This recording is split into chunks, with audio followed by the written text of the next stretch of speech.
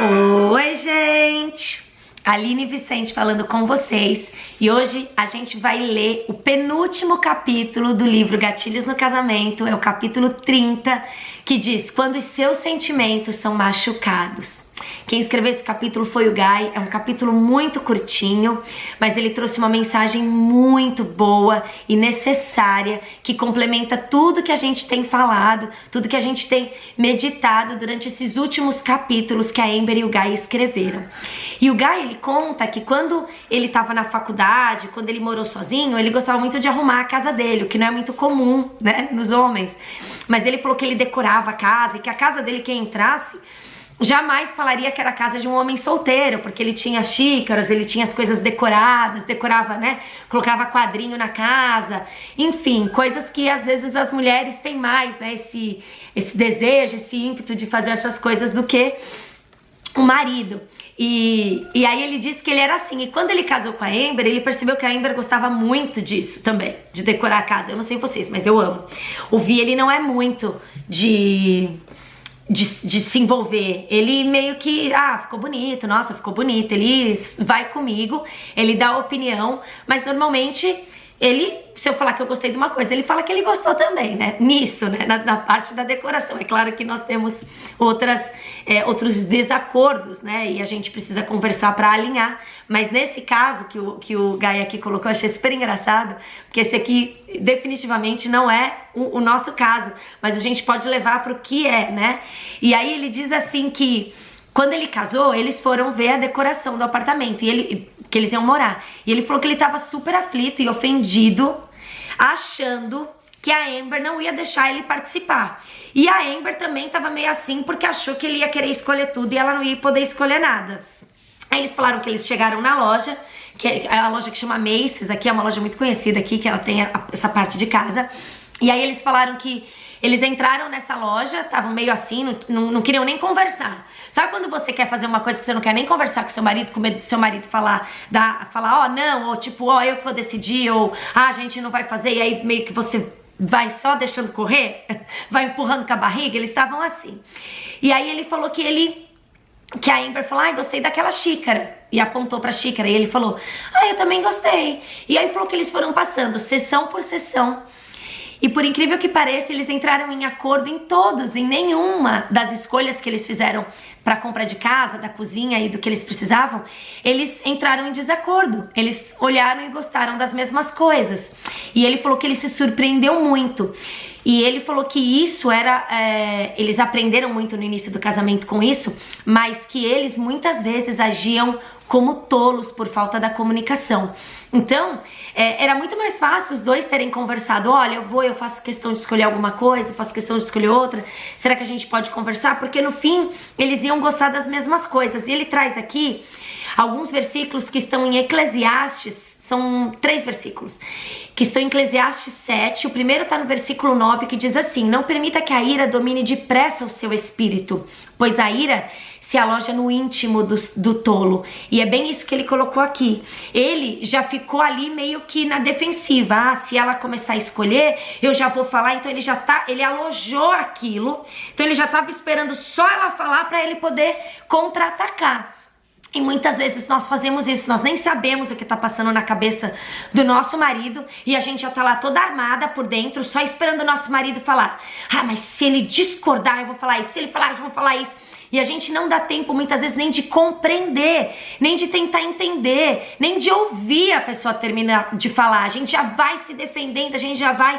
E isso é a ira que domina depressa o nosso espírito e se aloja no íntimo, né, dos tolos, de quem não tem sabedoria, de quem muitas vezes age sem pensar, sem domínio próprio. E os outros falam assim: não dê atenção a todas as palavras que o povo diz. Caso contrário, poderá ouvir o seu próprio servo falando mal de você, pois em seu coração você sabe que muitas vezes você também falou mal dos outros. E o que esses versículos eles querem dizer? Nós não podemos deixar que as pequenas montanhas se tornem grandes montanhas. Nós não podemos sair por aí difamando o nosso marido, falando mal né, do nosso marido sem antes confirmar o que é que ele queria, sem antes entender o que é que ele queria. Quantas vezes nós corremos, né, para falar mal do nosso marido, ou já falando, você falou de mim, e você já tá falando mal dele para as outras pessoas, e vocês nem se resolveram, vocês nem conversaram. E a falta de comunicação, que é o que ele quer trazer aqui nesse capítulo, né, nós estamos com os nossos sentimentos feridos, na verdade, porque a gente não conversou, porque a gente não entendeu, porque a gente não compreendeu. Lembra que nós já falamos sobre comunicação num outro áudio? E a comunicação não é só falar, mas é receber bem, é entender. A nossa comunicação receptiva e compreensível tem que estar funcionando bem, porque senão acontece isso aqui. A gente sai guardando ira no nosso coração, achando que o outro está falando mal da gente, e saindo falando mal do outro. E a gente não pode ser pessoas que se protegem, mas nós devemos ser proativos. Ele coloca essa frase aqui: não se proteja, seja proativo. Então, ao invés de você ficar ali, né, na defensiva, não sei o que ele vai fazer, não sei o que ele vai falar, vou ficar aqui só esperando para atacar, pergunte. Qual é a sua intenção? O que você está pensando? O que você gostaria? Pode ser que a resposta não seja a que você deseja, mas vocês precisam entrar num acordo do que ficar ali maquinando na sua mente todas as infinitas possibilidades do que pode ser, ou tentar adivinhar o que está passando na cabeça. Mulher, é incrível, nós fazemos isso com uma habilidade impressionante. A gente fica tentando adivinhar o que tá passando na cabeça do nosso marido, doida pra saber, né? E aí ele fala uma coisa que não tem nada a ver com o que a gente tá achando. Ele tá falando de um outro caso, a gente já assume que é do caso que a gente tá achando que é. E aí a gente fala: aí, tá vendo? Você falou que ia fazer tal coisa ali, mas eu não tô falando sobre isso. Gente, é impressionante como mulher fica maquinando as coisas na mente. A gente acha, né, que o nosso marido tá sabendo tudo que tá acontecendo aqui dentro. E nós já falamos isso em outros áudios, nós precisamos nos abrir, nós precisamos ser sinceras, nós precisamos conversar mais com o nosso marido. Independente da situação que você tem passado hoje, lembre-se que Deus, Ele sempre quer trazer esperança para você, Ele sempre quer trazer luz. Quando a gente senta para conversar, não é para discutir, para terminar, para ficar de mal, não é nada disso. Lembra qual é o objetivo da conversa? O objetivo tem que ser para edificar, o objetivo tem que ser para resolução, não para ganhar, não para você ter a sua vontade feita. Lembra que também, eu até falei isso daqui, eu não vou esquecer, um bom acordo é aquele no qual os dois não saem felizes. Então olha só quantas coisas a gente aprendeu e que o Guy trouxe resumidamente aqui nesse capítulo. Então pode ser que hoje os seus sentimentos machucados precisam de uma boa conversa, de uma comunicação aberta, para você perceber que nem tudo tem a ver com você, que nem tudo é para você. Amém? Vamos orar? Senhor, nós queremos te agradecer, Pai. Queremos te agradecer por todas as palavras que o Senhor trouxe até hoje. E nós queremos te pedir que hoje, Senhor, a comunicação nos casamentos, que essas comunicações elas sejam livres. Elas sejam livres de julgamentos, livres de apontamento, Pai. Senhor, nos perdoa quando nós, no nosso egoísmo, nós achamos que nós somos as deusas dentro de casa e nós achamos que na nossa mente o que nós estamos pensando está acontecendo e nós tentamos manipular. Senhor, eu declaro todo espírito de manipulação, de feitiçaria. Nós achamos que feitiçaria é só quem faz trabalho ou quem mexe com coisas espirituais. Não, feitiçaria é qualquer oração que a gente tenha feito para manipular, para que as nossas vontades sejam feitas, e pulando e desconsiderando a vontade do nosso marido. Então hoje eu declaro, em nome de Jesus, todo espírito de manipulação, todo espírito de feitiçaria cai por terra em nome de Jesus. Nós seremos mulheres sábias que edificam a casa, mulheres auxiliadoras do marido, não manipuladoras.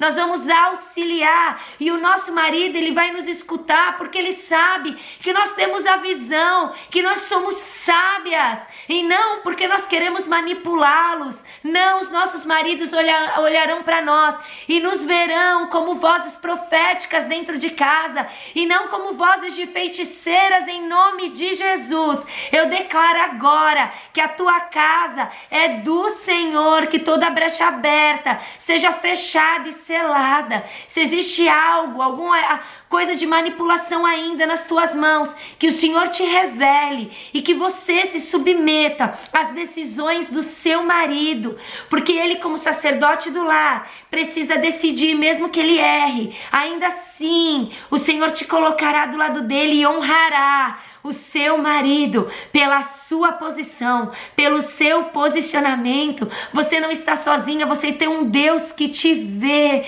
Em nome de Jesus, Senhor, nos ajuda e nos auxilia a edificar o nosso lar, a trazer vida e paz, que sejamos pacificadoras dentro do nosso lar. Nós não queremos confusão, nós não queremos gritaria, mas nós queremos que a vida e o transbordar do teu amor estejam sempre presentes, Senhor. Te chamamos, fica conosco, a tua presença é o que mais desejamos, Pai. A tua presença é o que mais desejamos, Senhor, porque sabemos que sem ti nós não conseguiremos, Pai.